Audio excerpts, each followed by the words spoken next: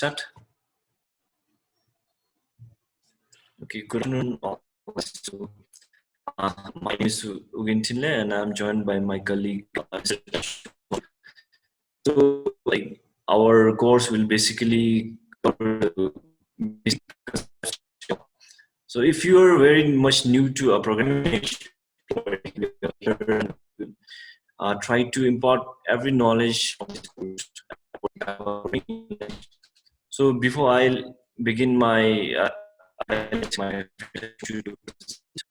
want to thank TIG for this opportunity. So, if you have, please don't hesitate to interrupt in between the lesson. So, I would like to advise to take the floor. Hello viewers, this is Rashwanchu, your host here, and I'm going to start with the Java training. So before I start, I would like to thank TIJ, the new software company based at Thimphu, Tech Park. And I also like to thank Chinejamsu for giving us this opportunity. So without wasting much time, I'm really excited to get started with this, and let's get started with my presentation. I have a slide prepared here. So let me share the screen.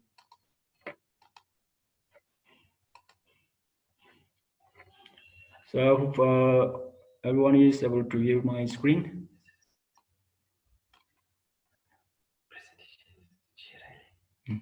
Share.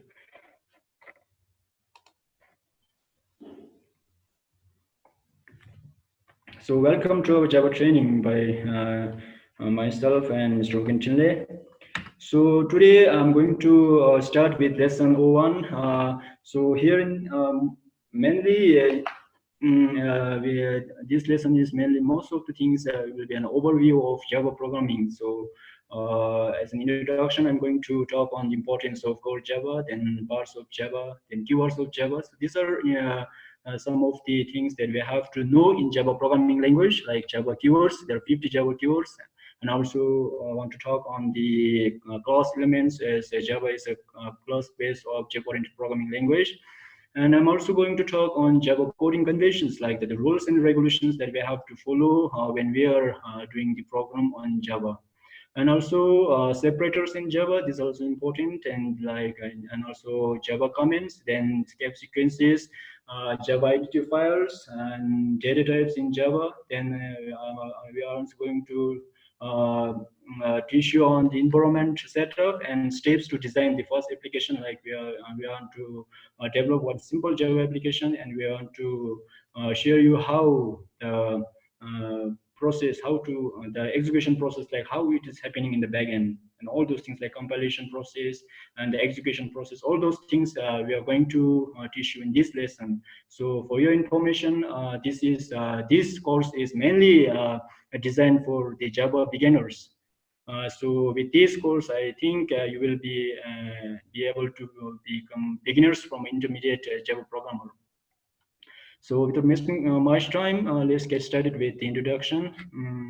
Sorry.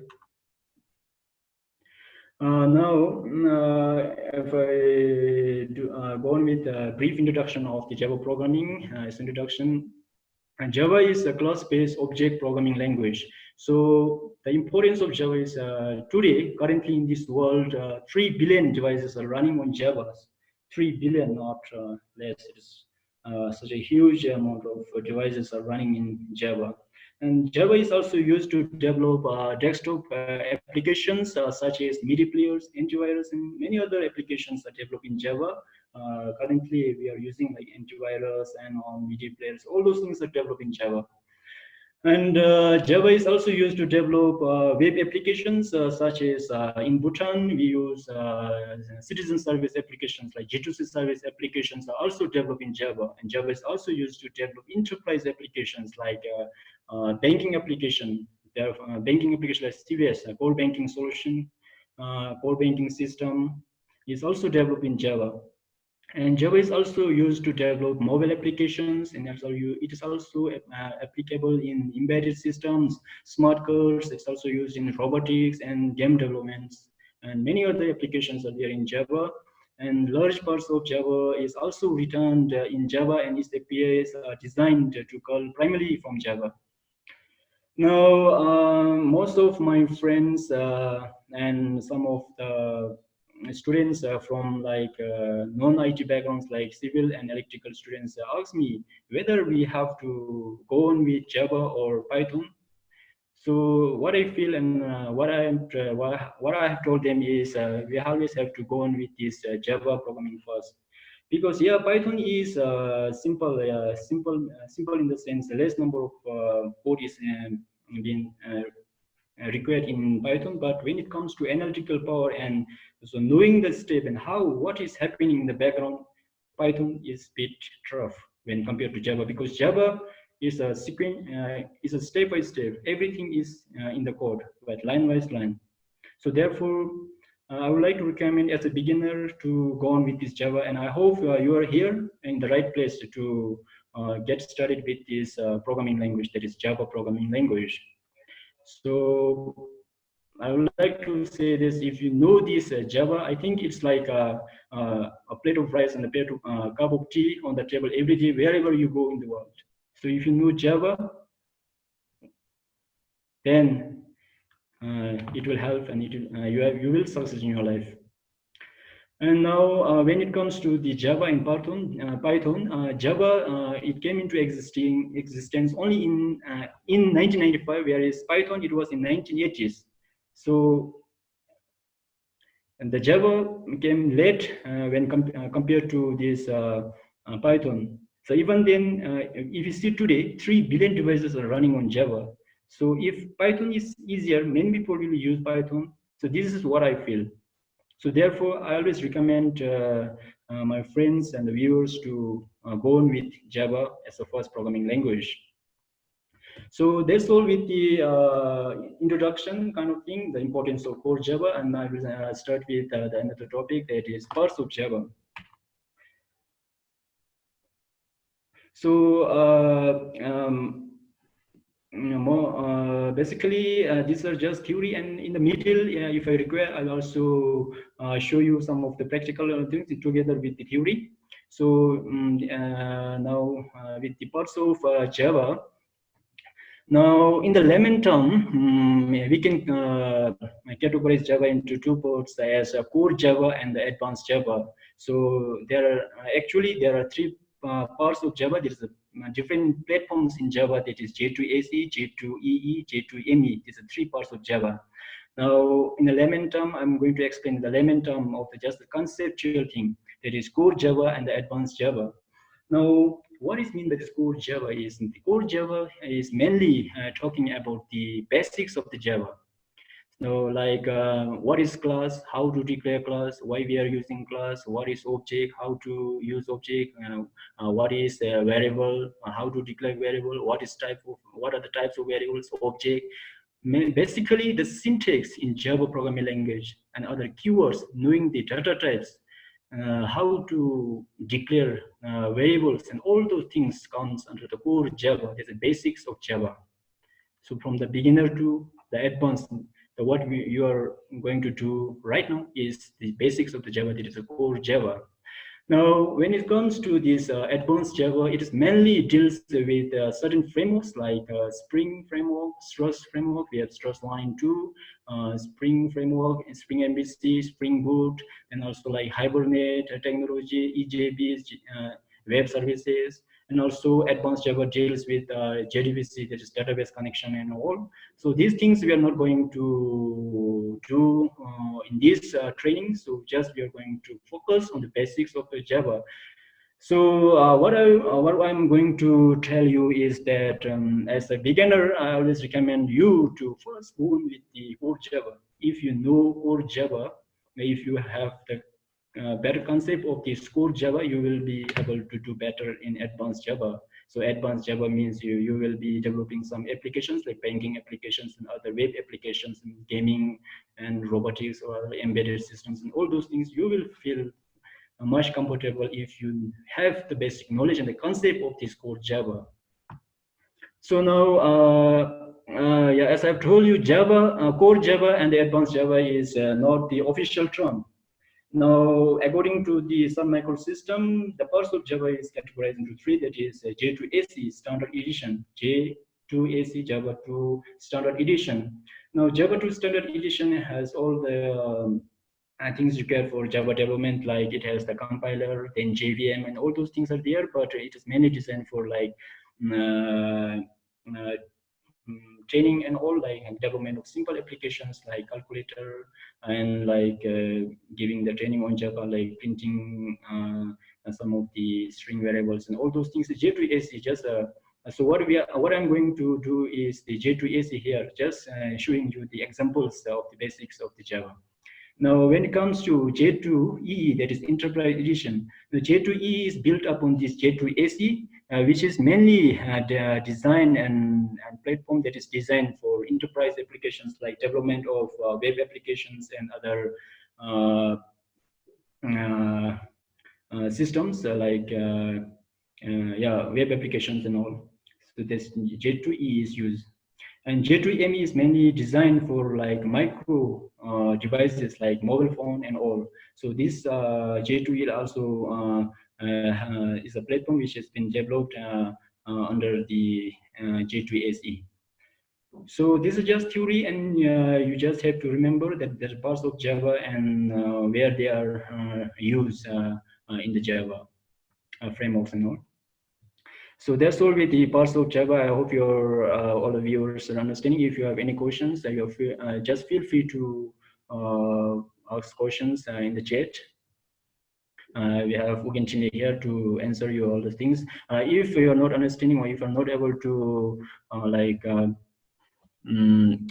question it here, there is always time. You can always like email me. Whatever I'm delivering here, I have a note on this. I'm going to share the note. Just email me at Tashi ONGCH@gmail.com. I'm just mail me here. I'm going to share you all the notes regarding this lesson 01 to you all. Just mail me here. This is tashi.wangchuk@gmail.com.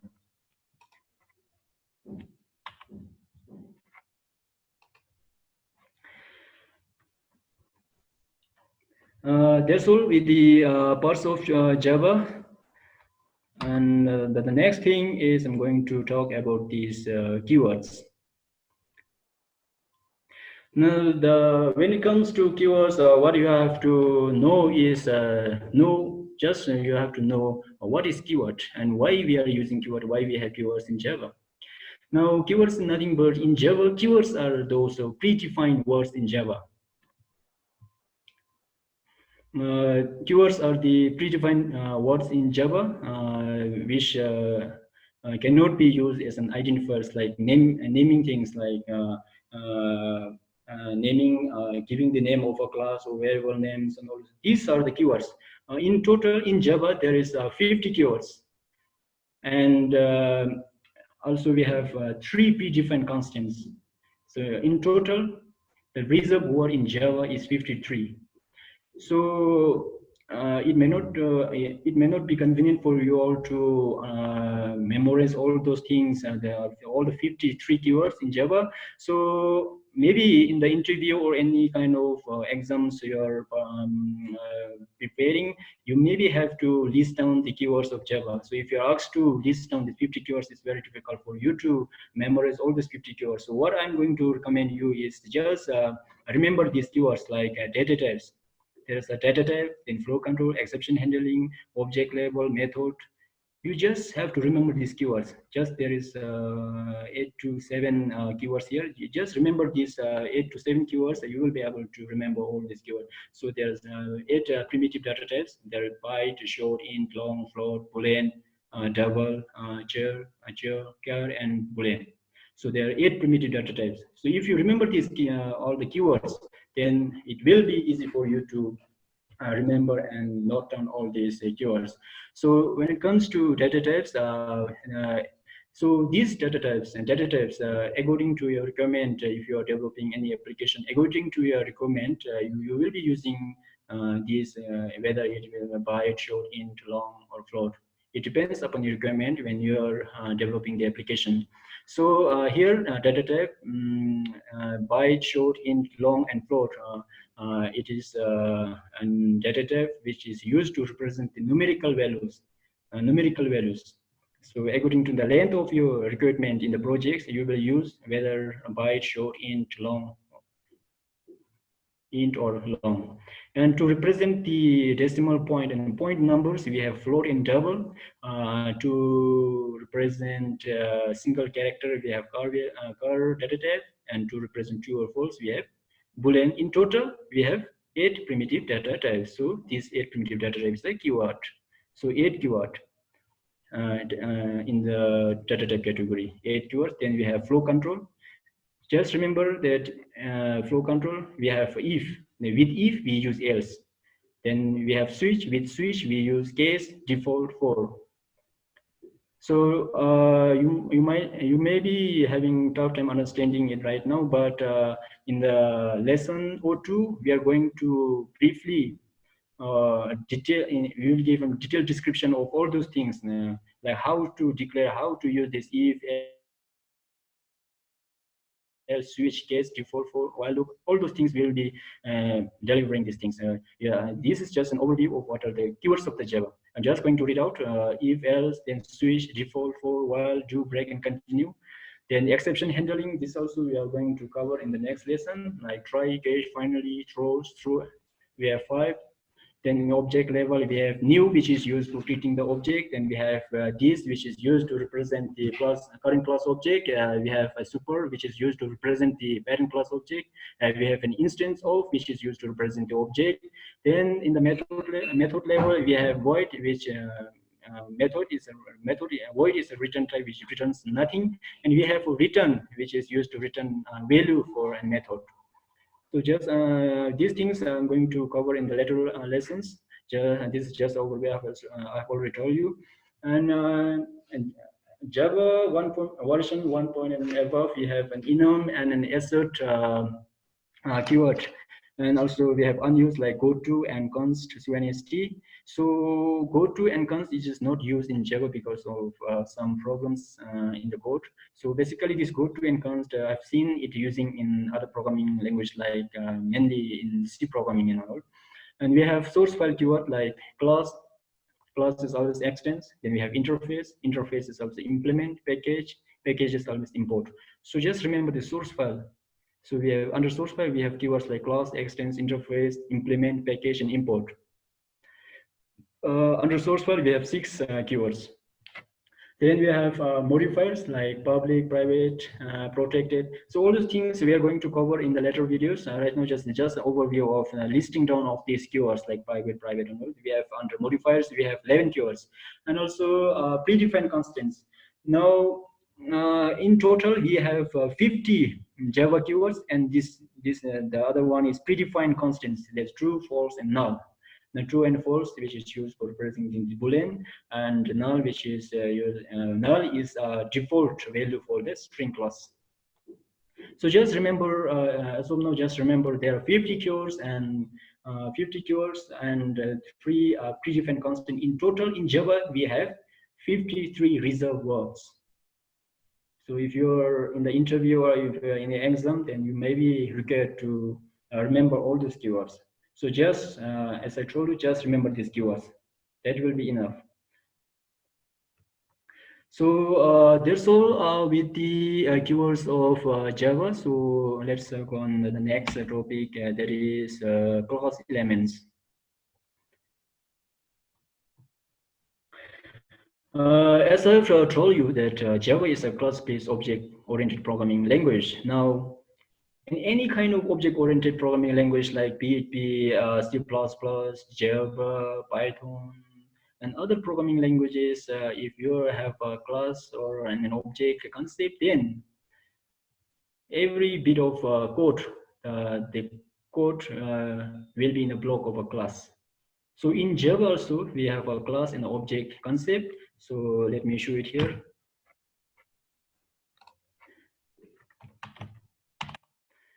So here, let me just declare one class here. CL is class. Let's say class test. Class test. So this is a block of code, and every programming language, any kind of programming language, Java, may it be C++, every kind of programming language, you will find some elements in this class. Like in Java, we have number one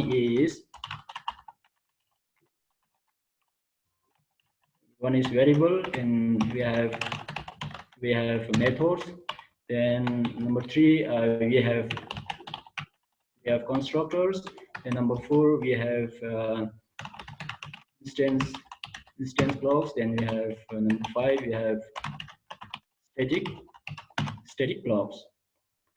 So now what I'm going to tell all the viewers is that if you know all those five elements, what are these five elements, the concept of these five elements clearly, then it means that it is if you know all those five elements clearly, if you know all the concept of these five elements, it means that you know Java. If you don't know these five elements, that you will it means that you don't know Java. So if you know these five elements, like what are variables? What is variables? What are the types of variables? Yeah. What are the types of variables? How to declare variables? So where to use the variables? So we have variables. We have three types of variables: local variables. We have instance variables. What? No. So just I'm going to say is that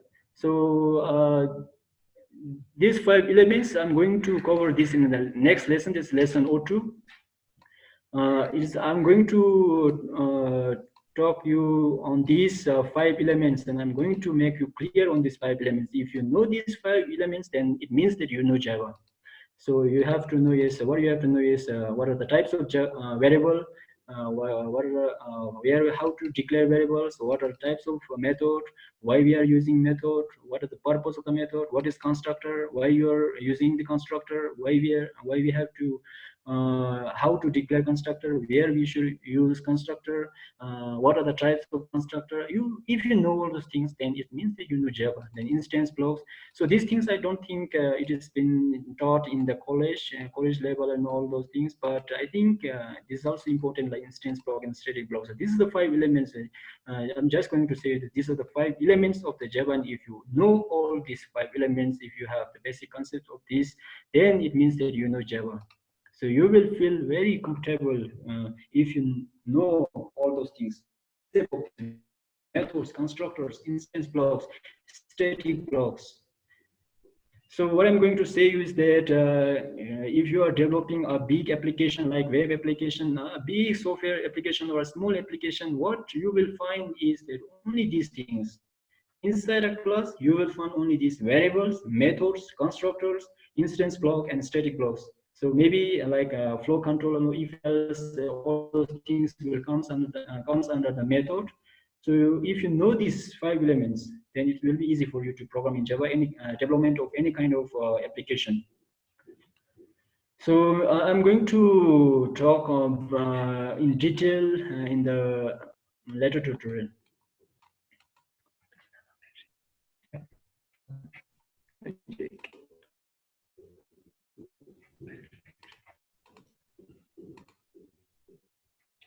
Yeah.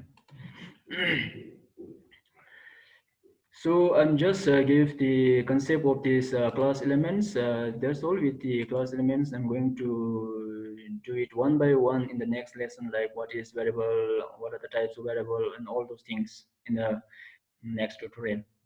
So let's move on with the next lesson. It is Java coding conventions.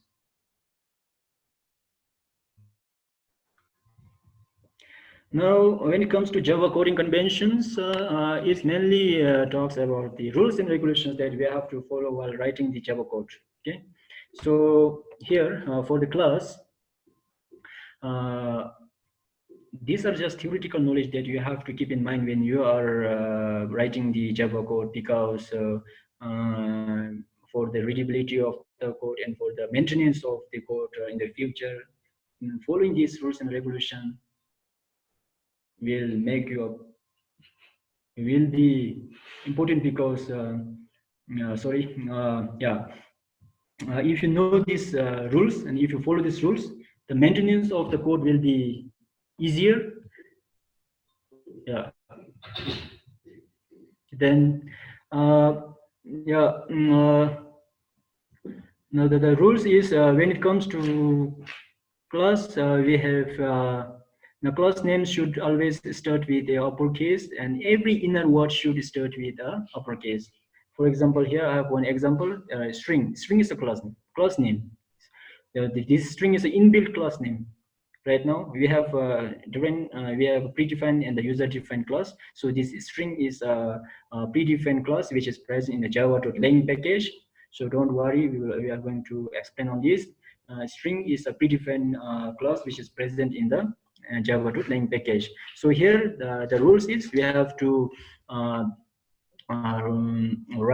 when we are declaring the class, we have to give the class name starting letter as capital and every inner word is here string buffer. B means B is capital. Then input, every inner word starts with the uppercase.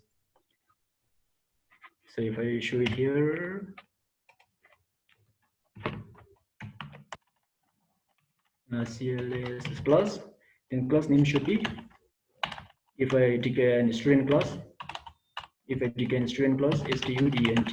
So it should not be like it should not be student. You should start with a student, like student here.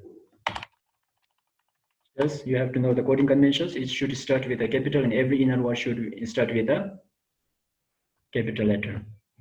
And when it comes to interface, it's same as that of class name. It should start with a capital letter. Then every inner word should start with a capital letter. And enum also is same. Every first letter should start with a capital. Then every inner word have to be start with a capital letter. Now, when it comes to method, the rules is that every first letter should be lowercase letter and every inner word should be uppercase letter. Here I have the example.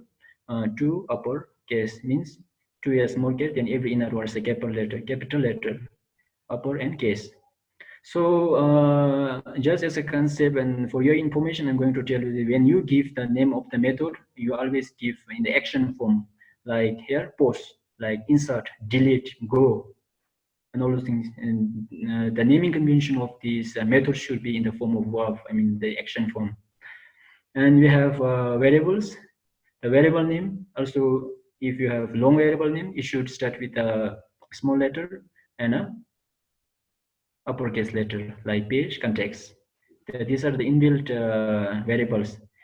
So if I show it here, so variables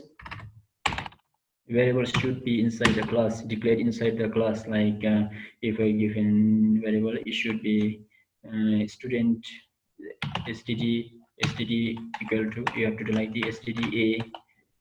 You have to start with these things like context,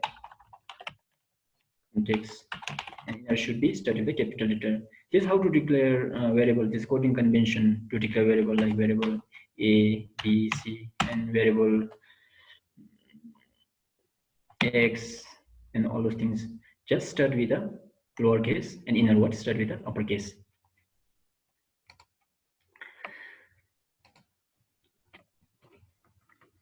That's all with this Java coding convention. You just need to remember these things. Not much here. Now, when it comes to separators in Java, we have parentheses. Number one is parentheses. These parentheses mainly used in like methods for declaring the argument and the parameters. If I show here these things, let me show the example.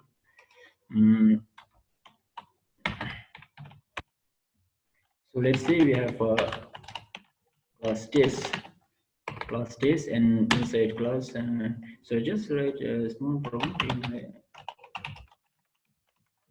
public void main.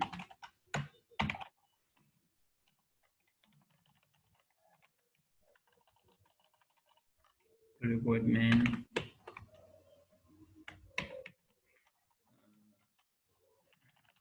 Arg with this variable name here.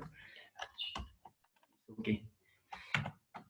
So here you can see I'm just as information. It's not necessary you have to put arg. You can put anything you want here. So just keep it arg here with me. Let me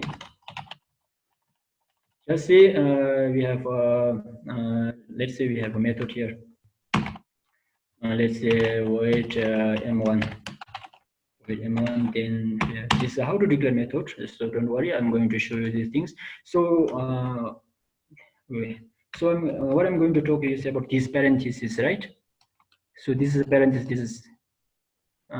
These are the separators in Java. So parenthesis, for what we are using this parenthesis, we are giving use it for like giving the parameter and argument and all. Here we can give int a like this, then the int b and all. So it's used for giving the parameter list. So we have also then we have this braces, right? So this braces is used as a to represent the block of code here. Here, if I click here, so here,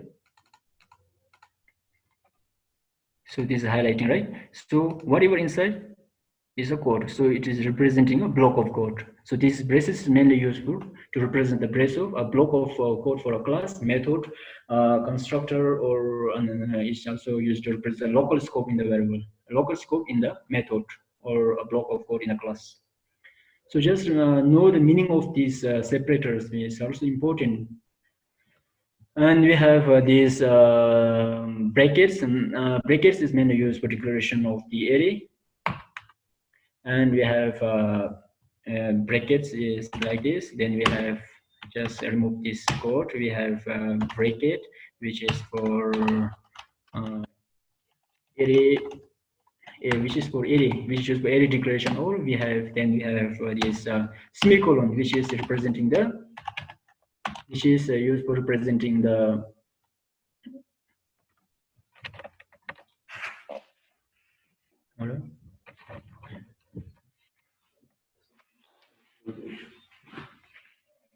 just a minute.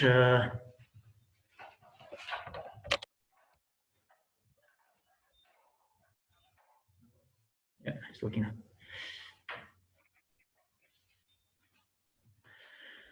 Yeah, you have to know these escape sequences in Java because senior programmers and senior developers have very big, painful stories regarding these escape sequences. Like if you, so for the small applications like 10 to 15 lines of code, it is able to identify where we have made the mistake if we miss out like semicolon. But for the big projects, like if you're developing a web application and like if you're developing systems, if you miss out these like small things like these separators like semicolon, then you will have to suffer fixing the code. So I just want to tell you that you have to know why we are using every bit of the things in Java code, like this parenthesis, braces, bracket, where we are using, why we are using. Then we have this comma, and we are using this comma. I mean this comma. So this is used to separate the variables. Like if you are declaring the variables like int, so a. So you can use int a, you can use comma, then int b, and int c.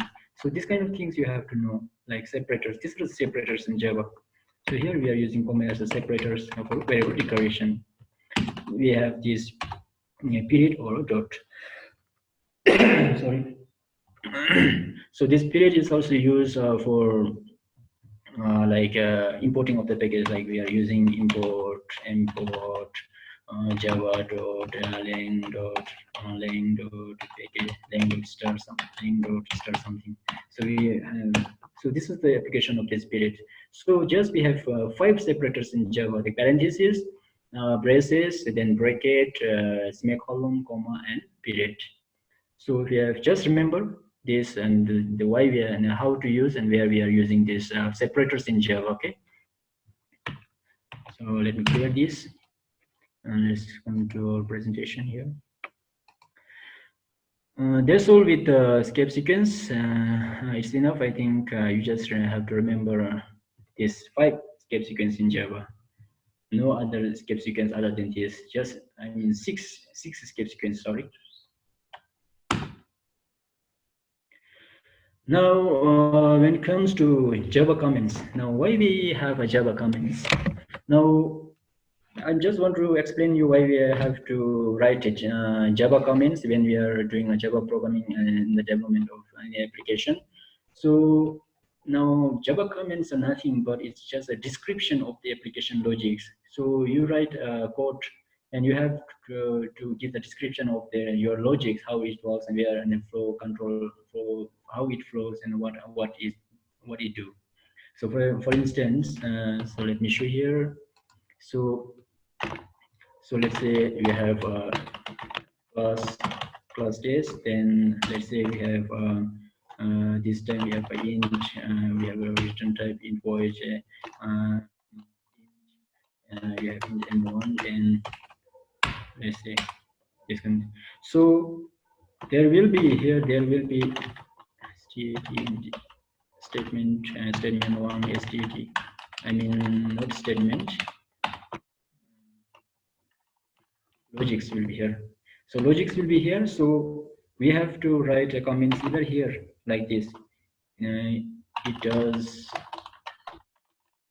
like what we have to write. What we have to comment in things. It is mainly for like if you are doing it for edition. So just write addi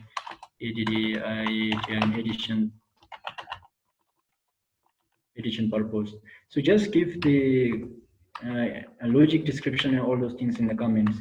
So basically, when it comes to these Java comments, we have 3 types of Java comments, like single line comments and multi-line comments. Now, single line comments, we use single line comments as this is how we write the single line comments. Now, when it comes to multi-line comments, we use let's just remove this. We use slash slash then star, then we use and you can write write the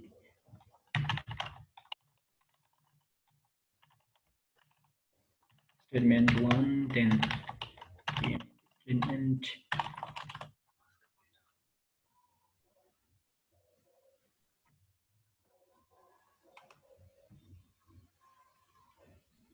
yes this only no yeah statement statement 2. So this is how we write a multi-line comments. This is just an example. Then we have a documentation comment.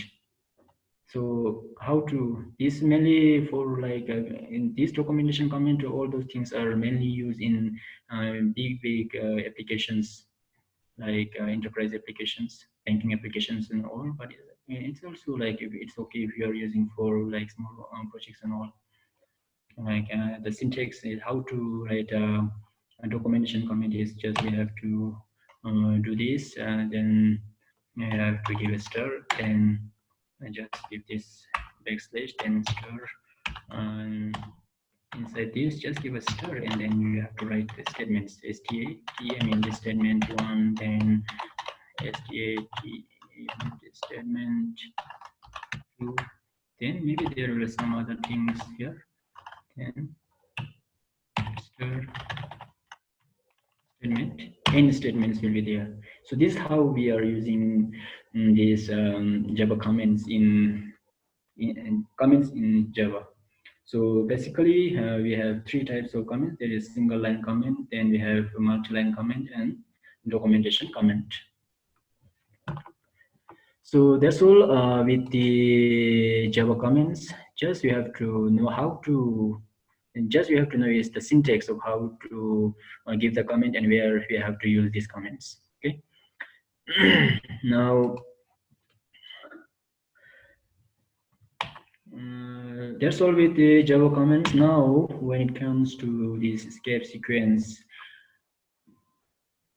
now, what is escape sequence? Now, escape sequence are nothing but any character which is preceded by a backslash. Now, what the compiler will understand is it gives a different meaning. When we are using this backslash, then you are giving the Java compiler a different meaning. So, for example, let me show you here. Let's do one program here, simple program here. Just I want to remove this. Let's say you realize the public. So the way, what is this public and all I'm going to explain in later classes. Right now it's just an example. So let's say public CLASS class, and let's say we have arrays class test, and let's use class test. This is just an example. So let's say PUDLIC public static void main, then let's use string rg, then let's just print some string here. System dot out dot print ln.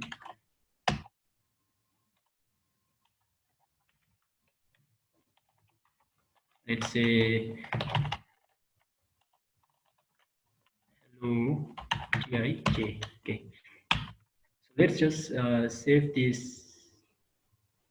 Save this. Not hello world. Let's say let's give a name here. Let's give Kashi. Let's save this application. So let me save into Java training. So let's give this name as test dot. This application name is test. Just save it. So for your information, if you are giving for your information, now in any Java programming, so in one class, in one Java file, there should be only one public class. So there will be multiple classes like class CLSS class A, then CLSS class B. So what is class and all those things I'm going to cover in the later class, as I will tell you. So this is just an example. So in one Java file, there should be only one public class. If there is multiple, it's not allowed here like this, public public. So it's not, it will give the compiler will be generate an error if you are using multiple public classes. So in one Java class file, there should be only one public class like here, and you should have just class, and it shouldn't be public class. So just remove this. Is just an example. So if you're giving the class name as a public, then you should save the Java file as what is the class name. It is test.java. So if you're not using this public, then you can give any kind of name. But when you execute, you have to give the class name. So let's say we have given as a public here, public, and we have public class test, and we have saved this file as test.java. There's not a problem. So let's save it here. So let's try to execute this. cmd. So environment setup and all, we are going to show you. Let me let's change the font to 24 units better. Yeah. My program is in CD, I think Java training, then dir, then CD training. Yeah, test classes here. So let me compile this Java. This is how we compile. The command to compile is compilation is java c test.ja. We just give the java and just you click enter. Now the compilation is done. Now for your information, so maybe I'm going to maybe this how the process like compilation and execution I will keep it at the end. So just now I'm just going to show the example of these escape sequences. Okay, so we have done with the compilation, and we can see here that in this folder where I've saved the Java in here in the training practical here. We have a test.java file here, and as soon as we did this command java c test.java, then we can see here that there is a class file generated as test.class file, and this is a backup. It's not nothing to worry about it. Worry about this. So here test.class. So maybe I'm going to keep this at the end. I'm going to explain all the process of the execution of the program in Java in the end. So for now, let's just print this. This is the execution. The command is java t. You have to give the class name. You have the class name as test. So we are printing the shoe on shoe. So therefore, let's just put this. We are here on the escape sequence. So let's just use this escape sequence backslash. Backslash. Let's just enter t. So let's say what happens here. So we have to compile it again after editing.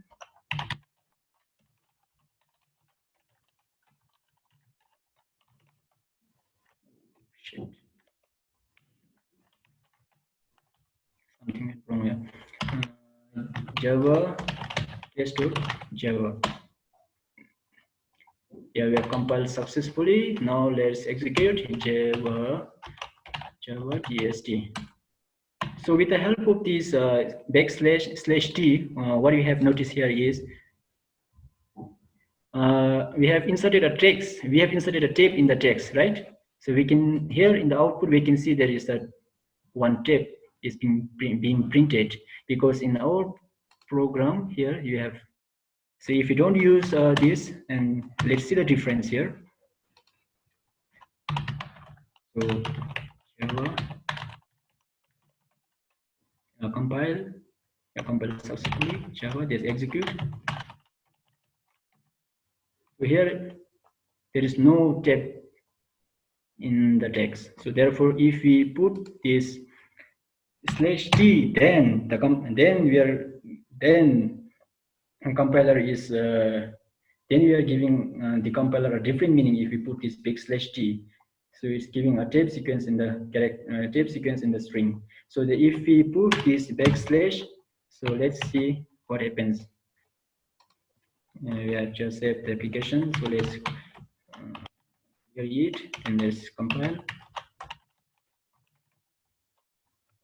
No, the wrong comment.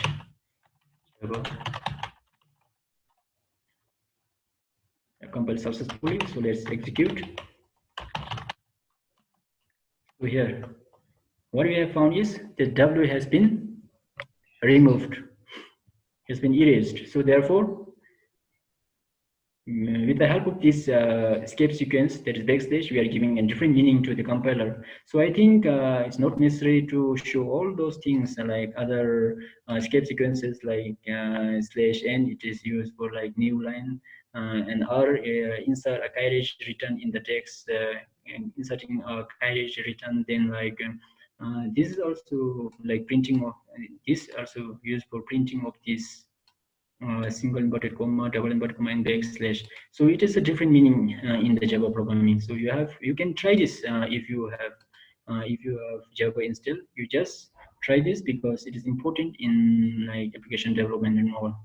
So let's keep it here like it's escape sequence. There's nothing. Just you have to remember that if you are using this backslash inside the string, then you are giving a different meaning to the compiler. Okay. So that's all with this escape sequence. So as I've told you, this is just an overview of the Java programming, and details will be covered in the later videos, later tutorials and later trainings. Later trainings. Now, let's identify escape sequence. Then let's move on with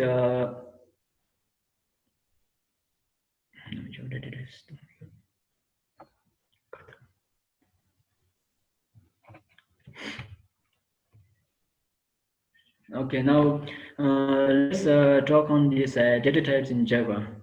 Now, just you have to notice that what is data type in Java? Now, data type is nothing but what is the type of data. Which is in Java, it means what are the type of data, be it be a string, be it be a char, be it be a floating point number, a decimal point number. It represents basically it represents the type of the data. So you may be having a data of a student like student ID, student employee ID, student roll number, and all those things like student name, your section, all those things. So if you're given data of student ID, then it should be in the form of number. So student ID should not be in the form of string. So therefore, integer is a data type. If your employee ID, if your student ID is number, then it should be a data type of integer. Okay. So now, what you have to remember is here in the regarding this data type, you have to remember what is the data type in Java, then what are the advantages and how to declare it and how to use it. These three things are important. Now, basically, we have to focus on practical. Now, theoretical, I think is not that important if you are joining in the private companies or no. If you are doing being as a developer, you have to do this practical thing. So theory is not that important, I think, but you have to have a concept of these things. Okay.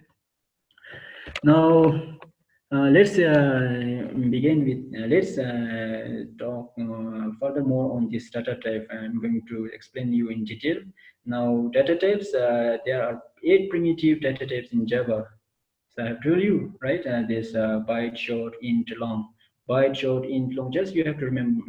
Sequence is also important. If you can give the sequence like byte, short, int, long, which is for numerical values, which is to represent numerical values. Float and long for decimal and point numbers, and char for representing single character, then boolean for representing the true and false and all those things. Yeah. Now, as I've told you, there's this data type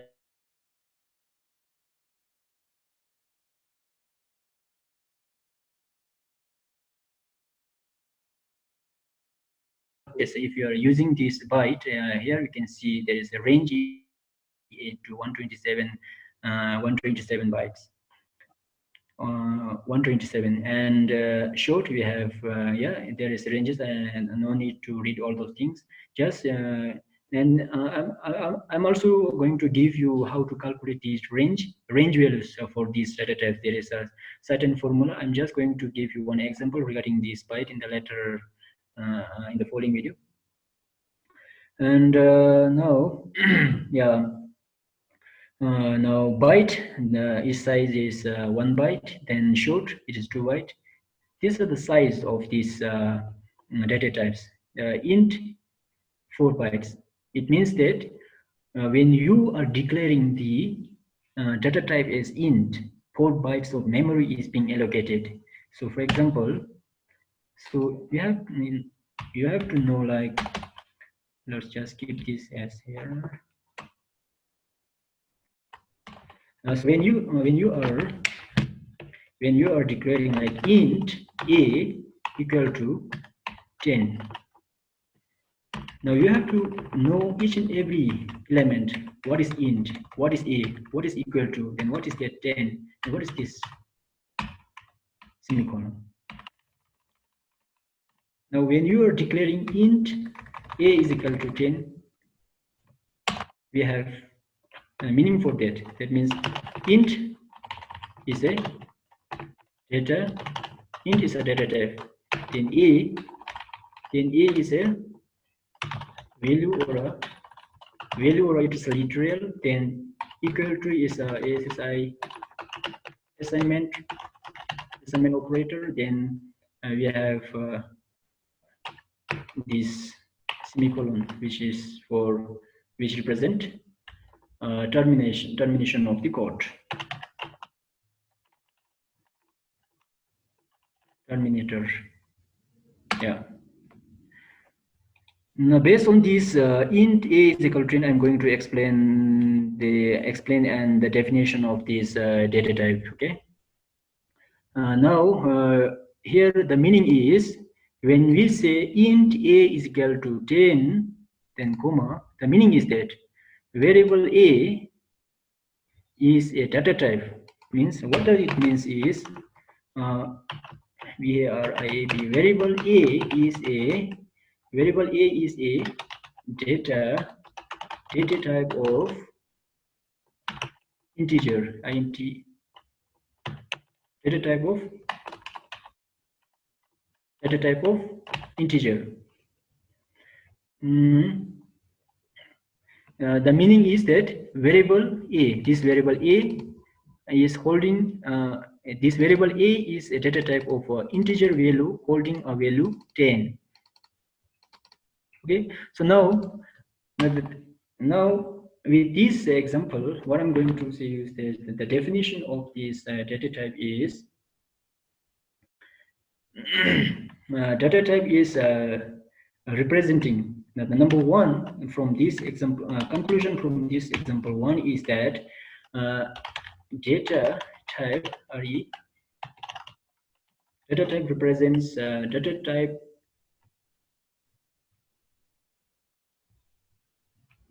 represents the type of the type of the VRIA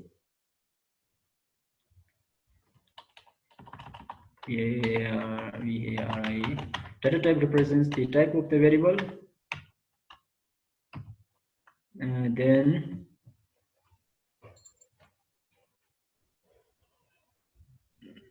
I have to refer the note. Data types and number two from this conclusion from this example is number two, data type decides the memory size of the variable. Then the conclusion number three is range value is also decided by the data type. So regarding these data types, if in the interview or any kind of like if you have to tell a concept and if you are to define this data type, just remember these 3 points. That's enough. It's like what is data type? If you are asked what is data type, then just say this data type is nothing but is a type that it is a data type that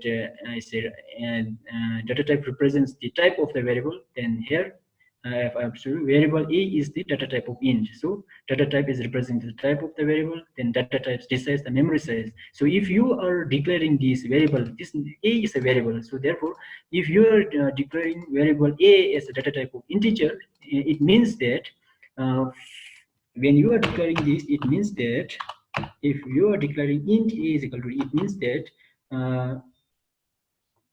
when you are declaring a as an int, it means that 4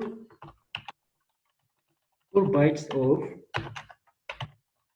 memory is being 4 bytes of memory is being allocated for this variable a. So therefore, data type is decided the memory size of the variable, and the range value is also decided by the data type. So for int means here we have a range. We have a range here. Let me show you here. So int means the range is, it should be -1 something to this much. So it's showing the range of the variable. Because of using these data types, we are able to know we are able to tell that what is the type of the variable, then how many memory is being allocated to the variable, and it also decides the range of the variable. So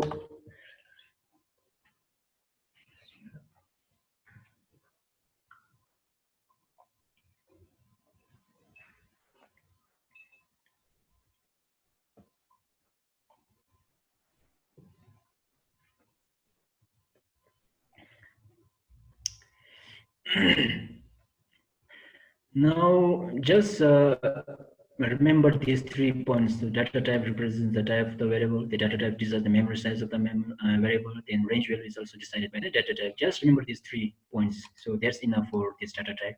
So in Java, there are 8 primitive data types. So just remember that there are 8 primitive data types.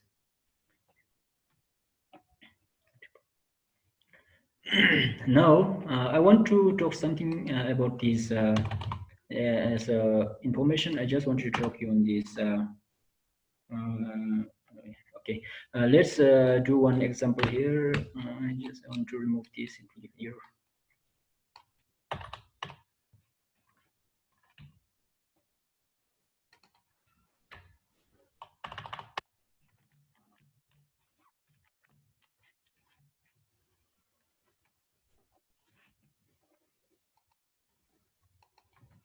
So let's declare one variable here. Int a is equal to 10. So this is regarding the data type. Int a is equal to 10. Then let's say float if equal to 10.5. So let's try to print these values.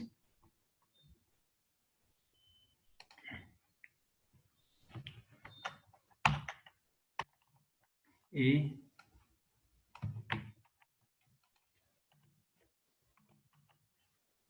in. Let's save the application. So just guess what is. What will be the output for this. So let me compare here. Java test dot Java. So just guess what is the output for this program. So I compile. So it's giving error. So why it's giving error? So I just wanted to give you an information that when you are using the data type as a float, you also have to remember. So when we use, nothing wrong here, right? We have declared float as a data type, then we have if variable, and we have assigned 10.5. So why it should keep the output? So it's giving an error. So what I'm going to say is that it's giving error because if you are using this float as a data type, then we have to use this constant f here. So this is because we have a double. So this is because I'm not going to talk about the double. This is because in Java, in Java, if we are not declaring anything, like if we keep this as a, or if we give let me keep this as a without having any values, and let's try. We have keep this a, just declare it, and we are trying to print it here. So let's say I just want to remove this. Let's see. Let's compare it. Test.java Java.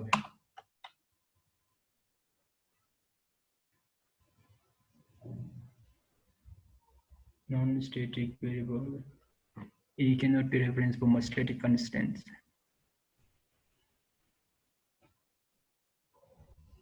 What's wrong? You don't have that variable, you can print that.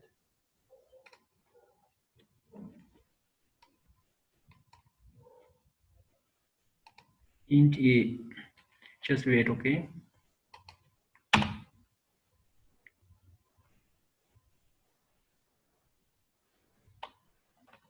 Static.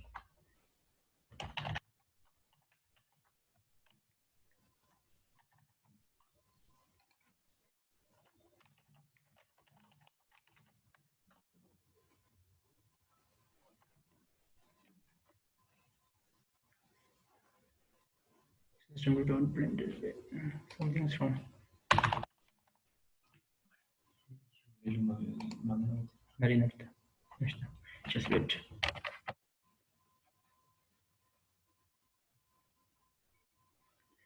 Let's just remove this and let me try and end the approach.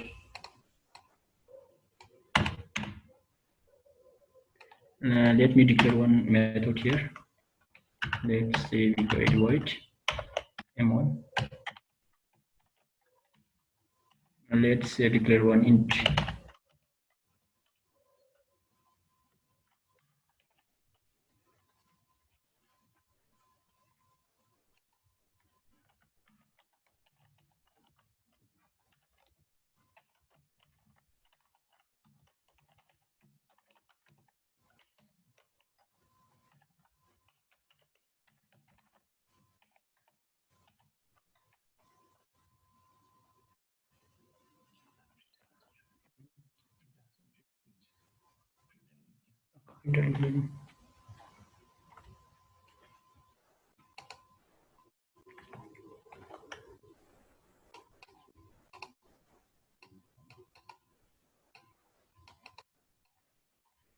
Just wait.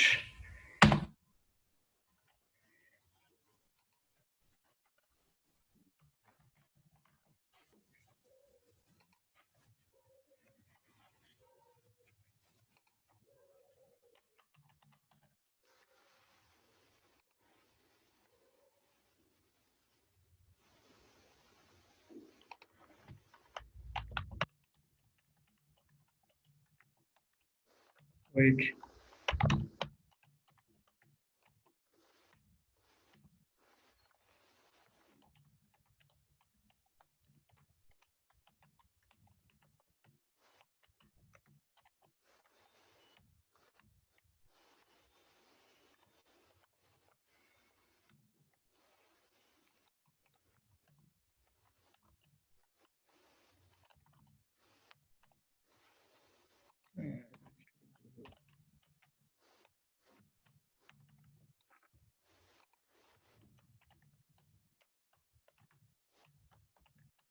Just do it.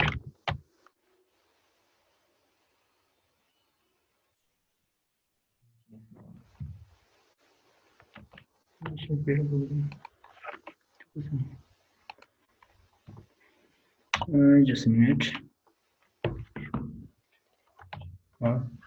Tip of it.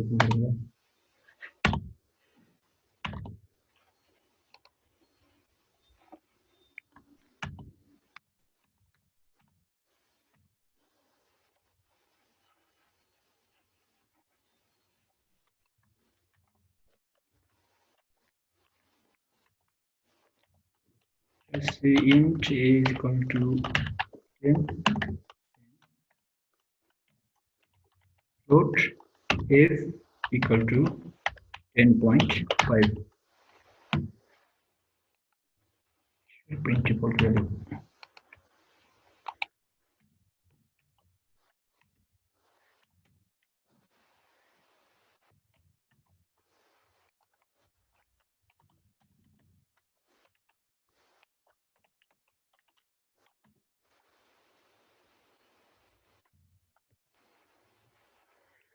Incompatible type possible with conversion of table to float.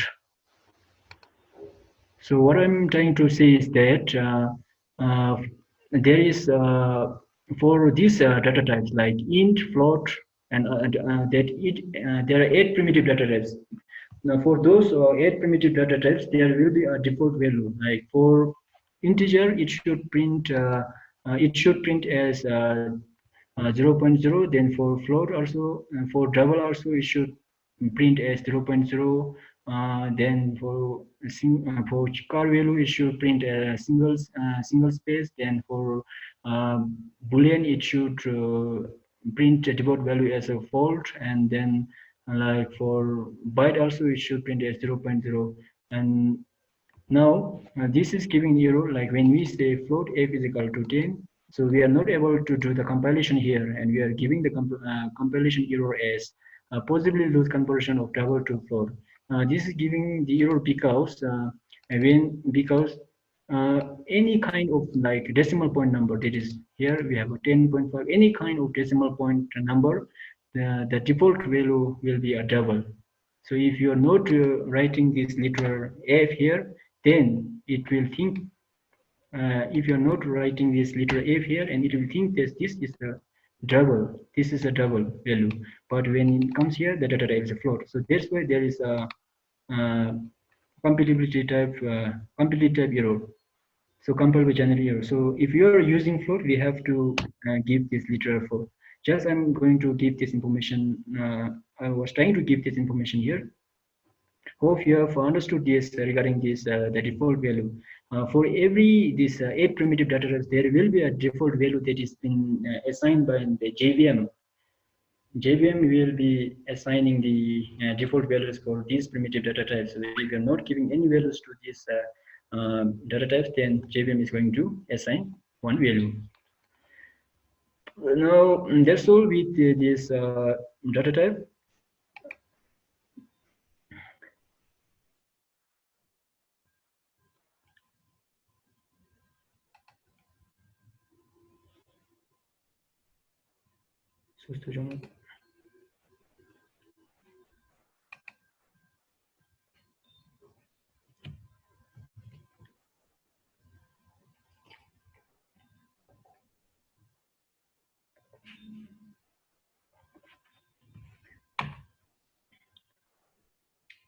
Okay. 320 break maybe I think we can take a small break because it's already 3:20. Hello, Trinijamsu, can you hear me? Yes, I can hear you. Yeah, how about if we take a break? Okay, let's have a break for 15 minutes. So we will resume class from 3:35, around 3:35. Okay, thank you.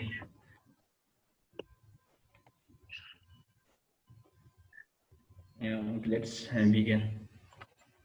Okay. So let me clarify on this data type. Earlier, we have one error. So let me just clarify that out. I just missed out what concept, just confused. So maybe I will show you again regarding this data type. Here I have declared, yeah, some of you have commented in the chat. Yeah, that's how you will do, but let me share the screen, sorry.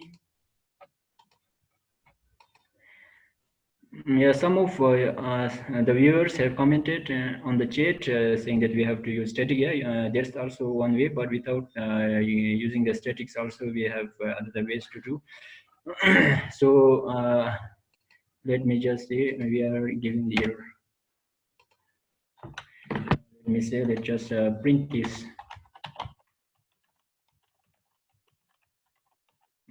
System.out.print, let's print A and system.out.println is equal to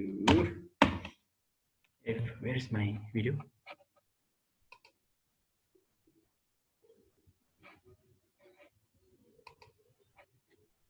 Not connected. What if okay. Yeah. Let's say system F. So the earlier error message, let's read the earlier error message.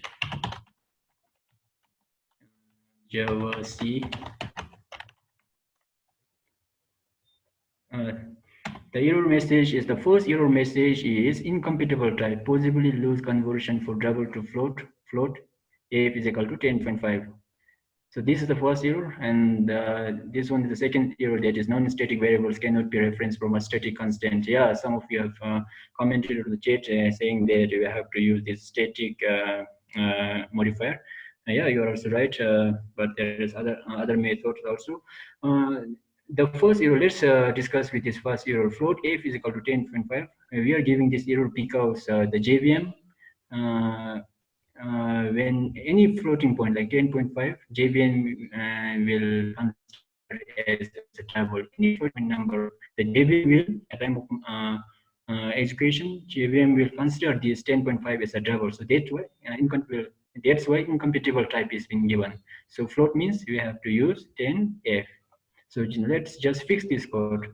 So let's use here F, and let's just say int A. So this is so these concepts and all I'm going to do it in the other lessons. Lesson I think most probably in variable concept. I'm going to talk on this concept. This is and instance. This is instance. We can this is instance variables. So if we put here static, that means this will be a static variable. So let's use it as a static variable.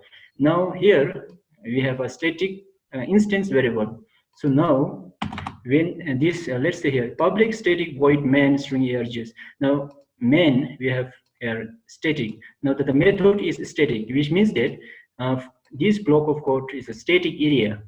So therefore, when you are trying to access these instance variables to a static area, it should be always it should be accessed with the help of the object reference. So don't worry right now. I'm going to give this concept like how to access the static and non-static variables to a static and non-static area. Okay. So let's say, so this is the static area. So we have an instance variable. We are trying to access this instance variable. So therefore, if you're trying to access this instance variable, we have to do it by do it with the help of object reference. We can't access directly. So let's say let's create one object. So what is object and all? Let's not talk right now. It will be in later videos, later training. Yes. So then we have to access this instance variable in the static area with the help of this object ref t dot a and t dot f. Let's check. Let's try to. So let's say this is static method. I mean static area. So we are trying to access these instance variables. That is an instance variable into the static area with the help of object reference t. So this is nothing but this is also a variable. T is a variable. So we are trying to access this instance variable a in the static area. So let's try to execute this program. Java C, we are trying to compile test.java. Yeah, it's compiled successfully. Let's execute Java test. Now, what I'm trying to say you is that here we are printing, we didn't assign any values to this variable a. So, but then we are able to print as 0 because this is a default value. As I have told you, every data type in Java will have a default value like int, it will be 0. Then float, it will be 0, 0, double 0, 0, then char single space, and boolean is I think false. Yeah, false. So just wanted to clarify this. So I hope you understand this. And if you are using here as static, as you have suggested in the STAT static, then we don't have to use this. I think we don't have to use this object. It will be able to access directly, or it will be accessed directly. So that's all with this Java. I think Java data types. Now let me continue with these Java identifiers. Now here, when it comes to Java identifier, it's just a theoretical knowledge that you have to keep in mind. Just say it will be important if you are writing, as I told you, if you are writing any exam or if you are in the interview, then these things will be asked. So you just have to know the concept.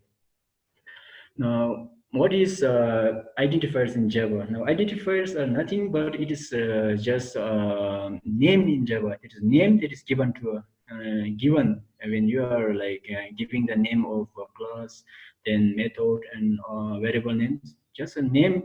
Identifiers are called names in the Java. Naming convention, names in Java. Every name in Java is called identifiers. Just remember that every names like class name, method name, object name, variable name. All those are the Java identifiers. Now, for your information, these now we have talked about these keywords in Java. We have 50 keywords, and including these 3 constants, we have 53 Java reserve keywords. So therefore, these 53 keywords that we have discussed earlier is not cannot be used as this cannot be used as identifiers. This is just for your information. Now, the rules for declaring the identifiers is that it should have uppercase. It can have uppercase, lowercase character, then number, underscore, dollar sign, and dollar sign, but it should not start with a number. I will show you examples for this. Java identifiers are case sensitive. Java programming is a case sensitive programming language. So capital and small letter have a different meaning to the compiler. Yeah. And these identifiers must be unique. So if you are declaring class test, and if you are declaring another class test, then the compiler will give an error. So therefore, identifiers should be unique. So if you are declaring class test, there should not be duplication of the class test. And it is possible to use predefined class names, interface name, and identifiers. We have predefined class name like string. And we can use this string and interface name, the predefined, which is present in Java to laying package like string class. We can use this as an identifier in Java, but we are not recommended because we'll have difficulty in reading the code, and maintenance will be also like difficulty. And this is just like conventions for Java programming to like when it comes to Java identifiers. This is just for your information, like predefined class names and interface can be used as identifiers, but is not recommended. Now, it is not possible to use keywords identifiers, as I have told you, and there is no length limit for the identifiers. Yeah, you can give the length limit. You can give any length of the variable, but what I recommend is a short name for the variable is always good when you are doing the program, or when you are explaining, or when others are reading your code, so it will be easier for them. So therefore, I recommend you to give the variable name as far as possible. It should be short and understandable, and which have a meaning. Now, let me give some of the example regarding these Java identifiers.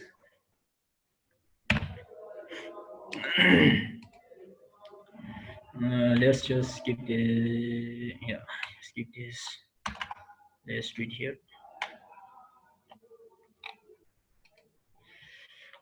So let's say if you this is regarding this identifier. So if you're giving the identifier name, let's say we have a data type int a b c is equal to 10. This is valid or invalid. This is perfectly valid. This is valid. So ABC means the variable name. The rule says that identifier rule says that identifiers can be uppercase or small case. It should uppercase or small character. Here we have ABC is valid. So even if we declare int a is equal to like 20, then this is also valid. Like if you're writing int int $ab int $a is equal to 10, this is also valid. We can use $sign. Now when it comes to int underscore 12 int underscore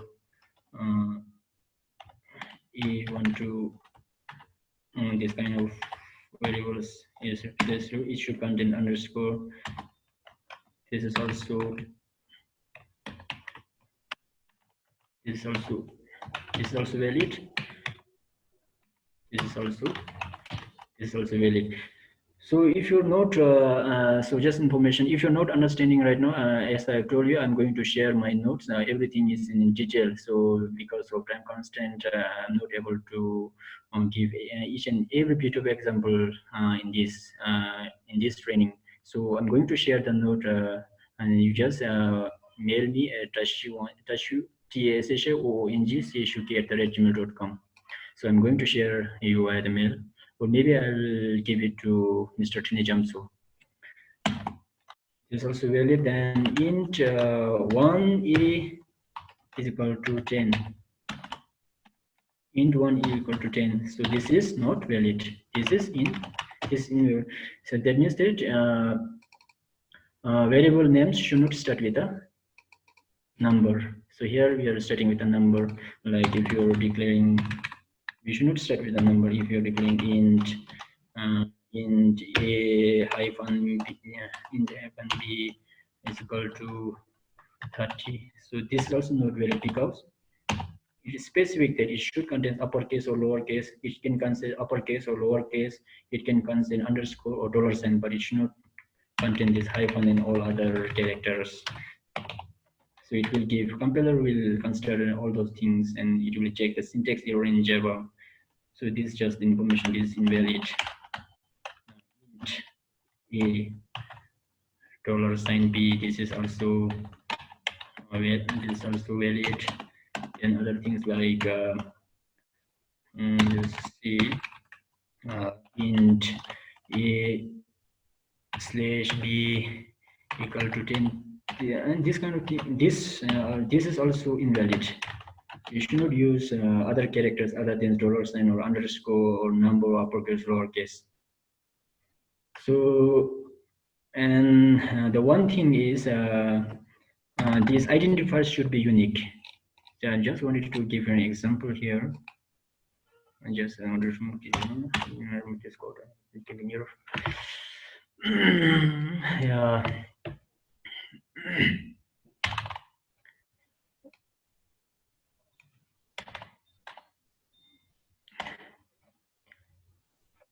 Let's just remove this. So let's say we have a CLA class, CLA is class A. Then another we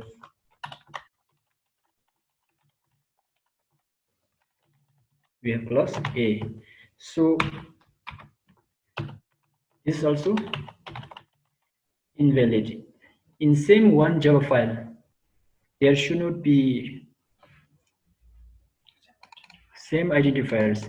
We have given the same identifiers here, class A and class A. So this should be either like B or something other names. So duplication of the identifiers are not allowed in Java. So the compiler will give an error. This is syntax error. Compiler will give an error if you are doing like this way. Now another thing is this. I've told you that Java is a case-sensitive language, right? So if you are declaring variable identifier is A is equal to 10, A is equal to 10, and int A is equal to 20, then this is also valid because Java is a case sensitive and compiler will read the small a and uppercase letter A in a different way. So this is valid. So just you have to remember these rules. These are kind of Java conventions, coding conventions in Java.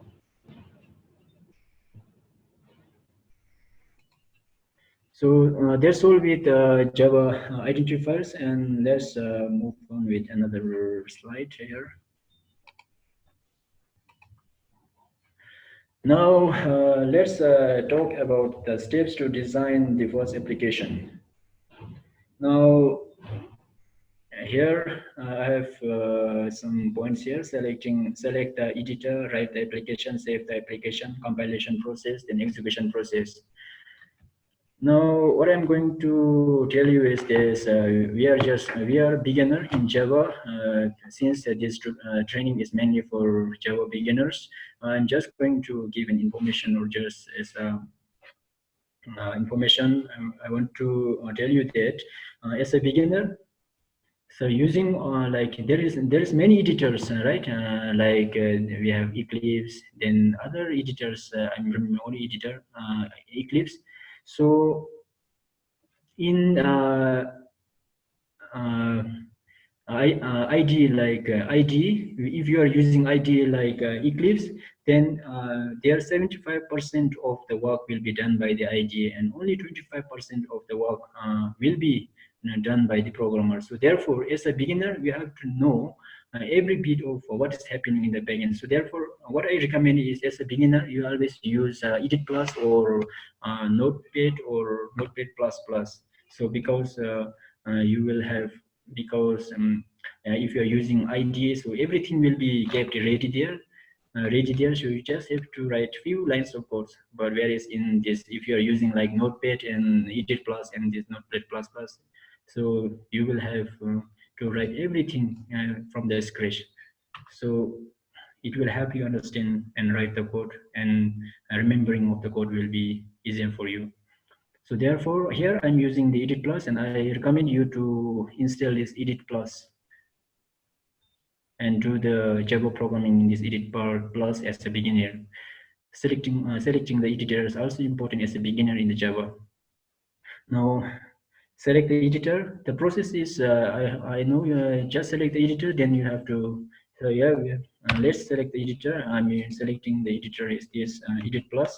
So just let me remove this thing. I'm just going to do it from the scratch.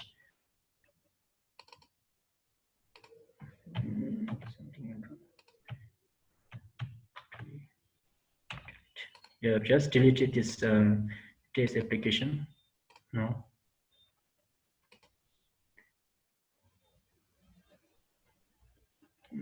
So just select Java. So let's say we have nothing here, and we are just designing first application. Let's just print hello world example here, and we are going to do the process, what is happening in the backend, how compilation is happening, how execution is happening. Every bit of steps I'm going to show it with the help of this program. Okay. So let's say we have shared the screen, right?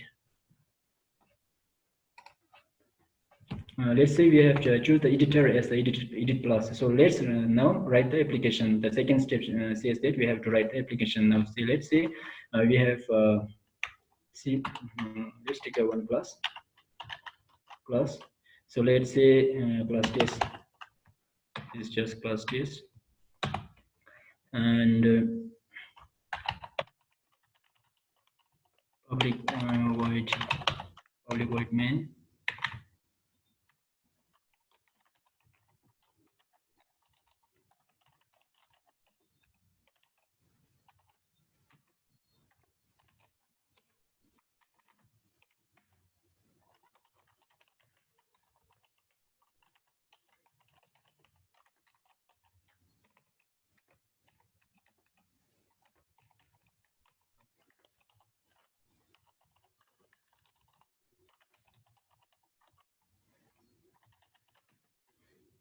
So let's just do this example, just printing of the hello world.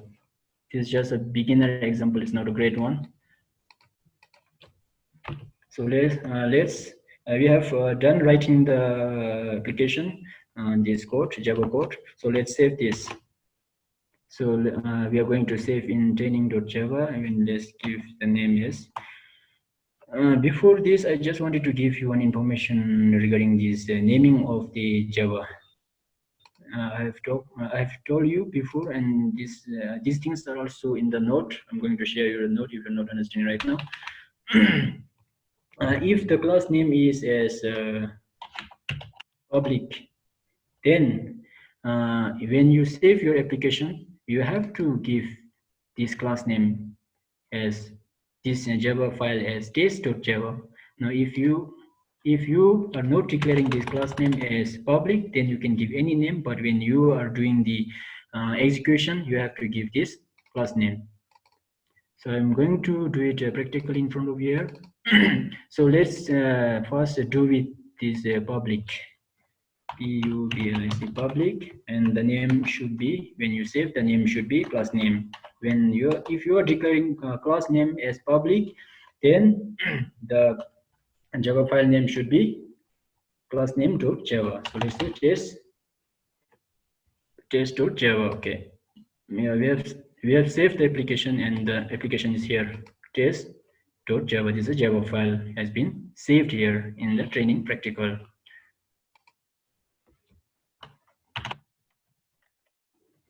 So let's just do it from beginning.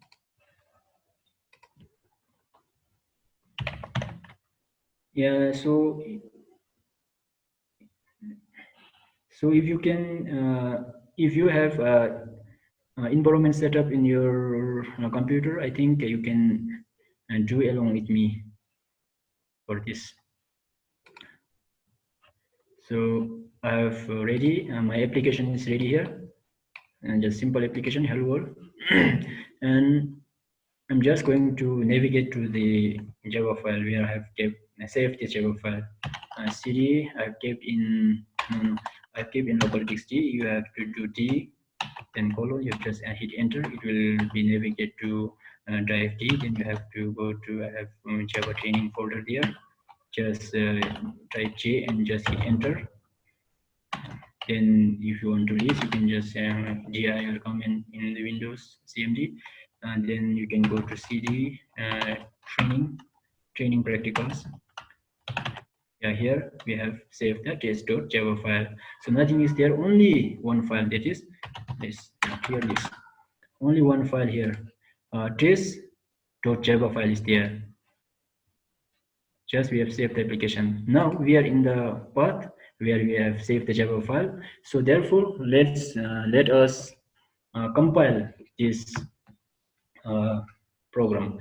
Now I'm going to briefly explain on what this compilation and the execution process means. Now, firstly, Java is always compi, compile, then execute. Now, what is the main job of the compiler is? Compiler is mainly for checking the syntax. First, it will check the syntax. When you, let's say, javac tst.java.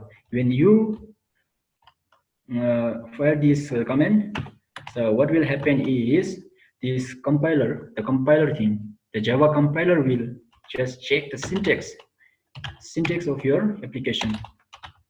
Syntax of your application. Just check the syntax error. If there is syntax error, then it will give the error message. Now, and the job of the compiler is to check the syntax error, and first it will check the syntax error. If there is no syntax error in your program, then this compiler will convert this test.java file into test.class file. Right now we have not compiled and we don't have this test.class file here. So as soon as we are firing this Java C test.java, then the compilation process will take place. Syntax error will be taking place. Then if there is no syntax error, then a test.class file will be generated. So this is these two are the main function of this compiler. So let's compile this, compile our Java file. So the compilation process is Java C. That means Java compiler. We are compiling the Java file test.java. So when we fire this, at this process, at this time, what is trying to do is it will check the syntax error, whether there is syntax, whether I have not saved this. It's not giving the error because I have not saved this. I just want to remove this, and I just wanted to. Now I have compiled Java C test.java. At this time, syntax error will be checking. Then if there is no syntax error, then this what compiler will do is it will convert this test.java into a test.class file. See here, if you look into here, we can file. This is just a backup. It is coming automatic. And here, as soon as we fire this test javac.test javac test.java, then compiler will check the syntax, then it will generate this test.class file. Now, what I'm going to say is this: that compiler will understand what is here. The compiler will understand, and compiler will be able to read this compiler syntax error. It will check the syntax and the, I'm repeating because it is important, you have to know this. It will check the syntax and it will convert this test.java into test.class file. Now after compilation is over, then it is time for execution, execution. Now what will happen in this execution is that in the time of execution, when we fire the command java test, it means that java means that execute this test. This test means it is a class file which that we have generated here. That means test.class. So this what I'm going to say is that this compiler will understand the test.java file, whereas JVM will not understand this test.java file. The JVM will only understand this test.class file. Okay. So the main function of this execution, what will happen during this execution process is that we have the main responsibility of this execution is done by JVM, Java Virtual Machine. There's an inbuilt software that comes with the Java package. Execution, what JVM does is that the JVM will first load this test test.class file, which has been generated with the help of this compiler. And the JVM will load this test.class file into the memory. The first responsibility of JVM is to load this test.class file into the memory. Then after loading, what JVM will do is that the JVM will call this main method. We have a main method here. This public static void main. The JVM will load this test.class file into the memory. Then after that, the JVM will call this main method. Now JVM is responsible for calling only the main method. We are like just kidding. JVM is responsible only for calling the main method, and it will not call other memory which is outside of this main method. Like if you write void m1, if you are declaring the method like this, the JVM will not call this m1 method. So what we have to do is we have to call the m1 method here, like if you are doing by an object reference like m1 tm1. So only then it will be executed. Now JVM is responsible for only executing this main method. So program starts from the main method. Java program starts from this main method. So the main task of the JVM is to load this test.class file into the memory. Then after loading the test.class file, then only this JVM will call the main method, and then whatever is there in this main method will be executed. So let's just remove this. It will give an error. Let's remove this. We have just a simple program here. So we have done with the compilation. Java C test.java. Now we are here to execute. Now execution process is done by the JVM, that is Java Virtual Machine. Now let's execute. JVK Java test. Now when we fire this java.test, what in the process of that, what will take place is it will load the test.class file into the memory, and then it will call this main method, and whatever statements are there in the main method will be getting executed. So that's all with the program execution and the flow control of what is happening in the background.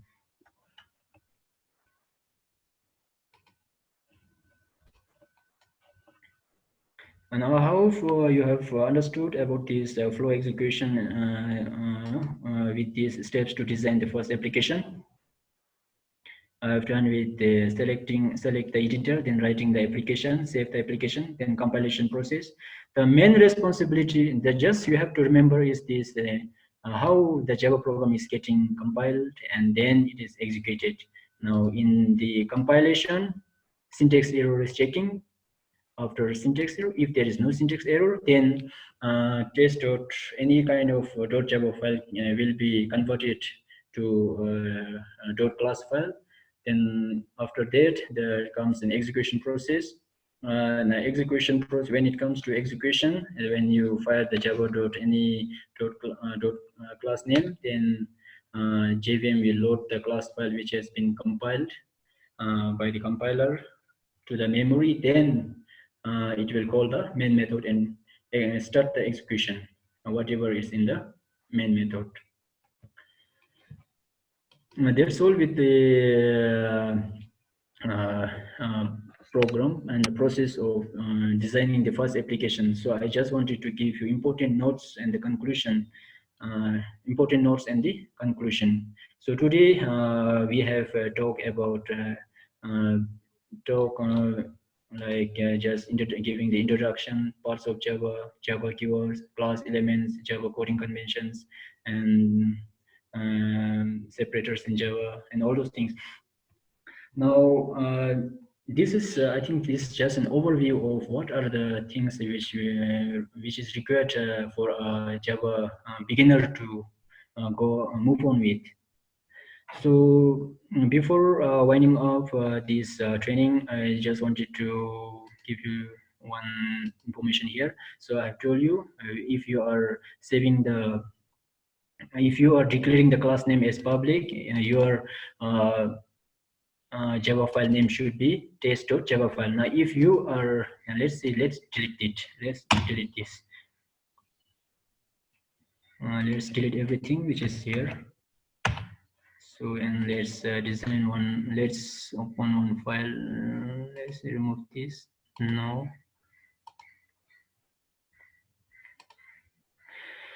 So let's say this, we have declared a class without the public. Let's say class test, and this class is without public.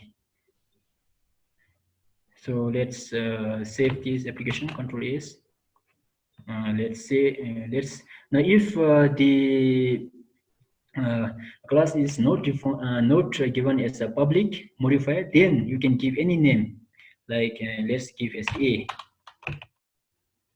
and save it. So here we have a.java class file. Now when you are doing the compilation and the execution, you have to just the same way, but just give a.java.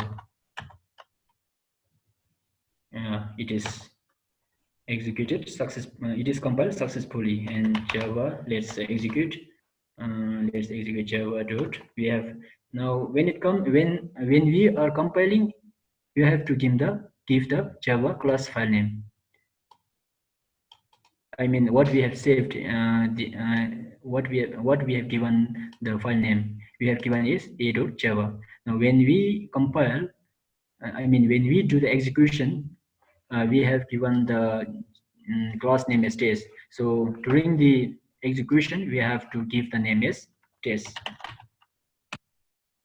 Well, now if you try to give the Java file name, then it will give an error. Could not find or load the main class A, because we have class test. This just for information. The another information I'm going to tell you is that let's say we have one. Let's just let's say we have class public class A.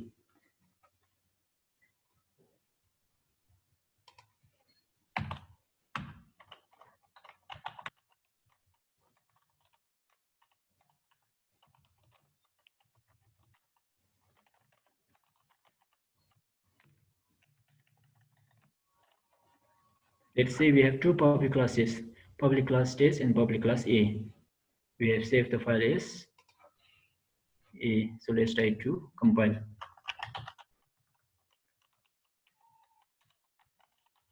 Java A dot.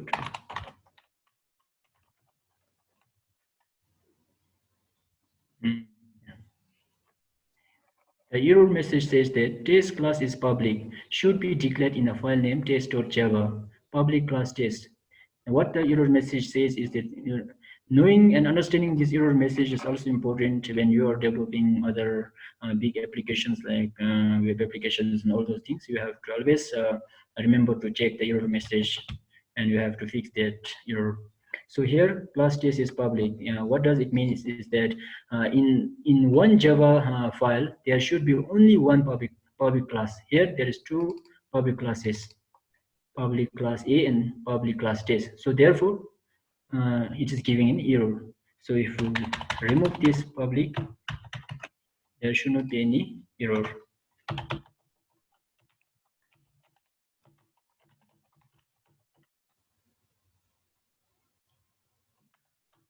Yeah, there is no error, right? That's just the information. So for one Java file, there should not be multiple public class files. There should be, yeah, there can be multiple classes, but there should be only one public class. So in the project development, you will face this kind of issues, and you are trying to declare two public classes in one Java file, then you're having difficult time in fixing the bug. So therefore all those things, these are the basic things, and we have to know all those things when you're doing the big projects.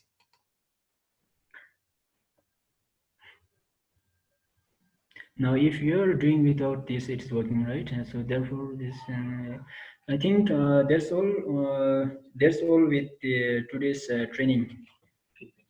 So if you have any questions and the feedbacks, I just wanted to take some questions. If not, if you want my note, I'm going to share as I have told you. Just mail me, or I'm going to share with Trini Jamsu sir. SUK income. You can mail me here. I'm going to share my notes. Yeah, that's all with this with today's training. And if you have any questions, the floor is open for you. Trini Jamsu, will you initiate the questions? Yes, of course. If attendees have any questions, you can send us through a Q&A button. So we will answer you through Q&A.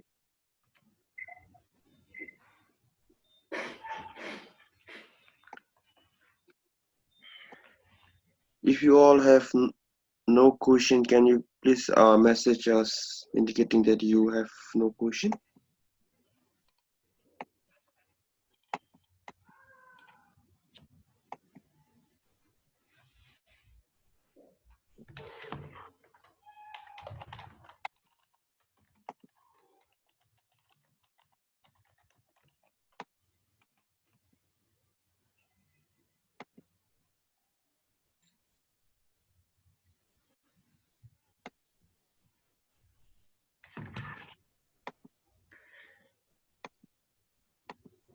Seems like there is no questions.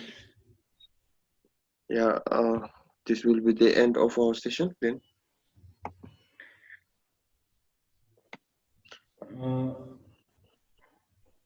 Okay, thank you viewers for this training, and we will meet you until we will meet you in the next training, that is lesson 02. Thank you. Thank you everyone for joining.